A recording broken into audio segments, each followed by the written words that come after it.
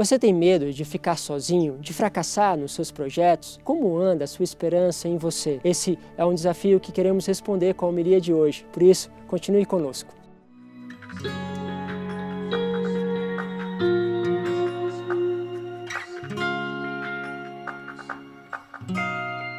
O Evangelho de hoje, ele nos fala de uma palavra muito importante, que nos diz o seguinte: o grão de trigo que não morre fica só, mas se morre, produz muito fruto.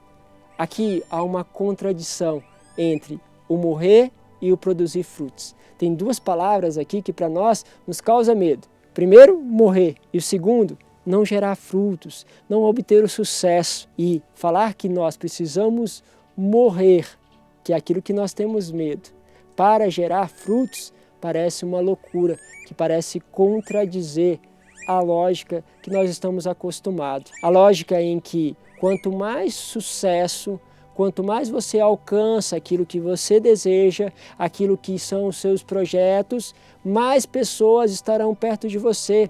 Se você se torna conhecido, a consequência é que você não ficará só. Porém, o Evangelho está nos chamando a uma certa morte.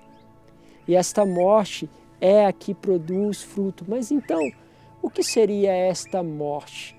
Seria a morte de podermos, muitas vezes, renunciar àqueles projetos que não são os projetos que nos ligam a Deus. Esses projetos que muitas vezes deixam a nós sós. Um dos desafios que sempre me aparece são as pessoas que estão procurando aquela pessoa enviada por Deus.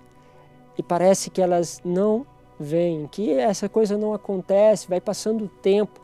E as dificuldades vão aparecendo, a desconfiança. Será que Deus tem algum sonho para mim? Será que este Deus sonha com um projeto de família?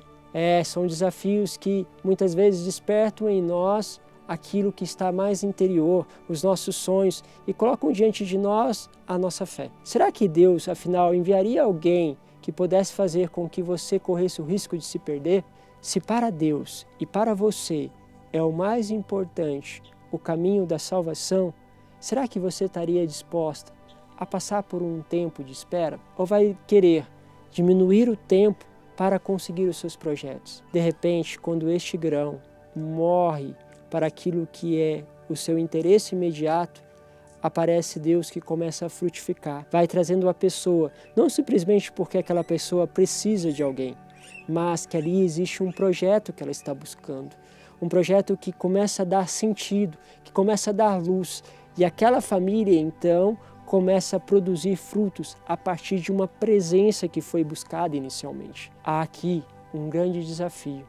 O desafio daquele grão morrer e aquele desafio de muitas vezes parecer perder a vida. Porque pode perguntar para esta pessoa: mas por que você está esperando tanto tempo? Por que você não procurou uma pessoa? Por que você não fez isso? E aí ele entra ali a tentação do egoísmo, daquela dimensão da conquista, da sensualidade. Quantas vezes vai se desviando o caminho em busca de um projeto que não é aquele projeto de Deus? Os mártires, de forma especial, vão nos ensinar que o caminho é olhar para este projeto maior, é entendermos que perdendo a vida para algumas situações que para o mundo é uma falta de olhar, uma falta de deslumbre, uma falta de encanto, mas para Deus é justamente o oposto, aonde você começa a se encantar pelo projeto dele. Pense um pouquinho sobre isso, sobre todas as coisas que passam pela tua história e que muitas vezes você precisa perder para poder ganhar. Precisa perder muitas vezes aquela amizade que parece não construir, não edificar, para poder ganhar um verdadeiro amigo. Por isso você está disposto a dizer a verdade para aquela pessoa, você está disposto a ser sincera com ela, você está disposto então a perder outras situações para ganhar no projeto de Deus. Pense que muitas vezes esse pode ser um martírio para você, mas é aí que começa então a frutificar e ali começa que aquilo que era estéril começa a dar frutos. Um grande abraço, Deus abençoe, Pai, Filho e Espírito Santo. Amém.